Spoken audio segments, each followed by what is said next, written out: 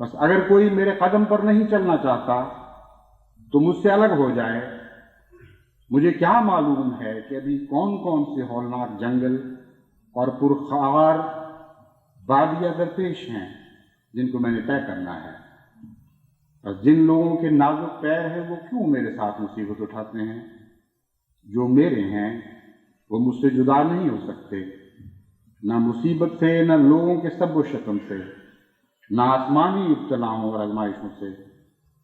اور جو میرے نہیں وہ ابس دوستی کا دم بھرتے ہیں، اور جو میرے نہیں وہ ابس دوستی کا دم مارتے ہیں، کیونکہ وہ عنقریب الگ کیے جائیں گے اور ان کا پچھلا حال ان کے پہلے سے بدتر ہوگا۔ کیا ہم زلزلوں سے ڈر سکتے ہیں؟ کیا ہم خدا تعالیٰ کی راہ میں ابتلاؤں سے خوفناک ہو جائیں گے؟ کیا ہم اپنے پیارے خدا کی کسی آزمائش سے جدا ہو سکتے ہیں؟ ہرگز نہیں ہو سکتے، مگر محض اس کے فضل اور رحمت سے۔ بس جو جدا ہونے والے ہیں جدا ہو جائیں، ان کو ودا کا سلام۔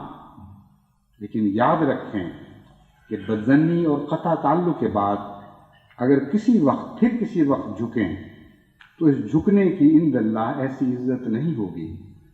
جو وفادار لوگ عزت پاتے ہیں ان کے بدظنی اور غداری کا داغ بہت ہی برا داغ ہے۔ بس اللہ تعالیٰ ہمیں بدظنی اور غداری کے داغ سے ہمیشہ بچائے اور اس امام کے ساتھ پیوستہ رکھے، ہمارا ہر تعلق اس امام کے ساتھ قائم رکھے اور اس امام کے عزم و حوصلے کا شایان نشان بنائے۔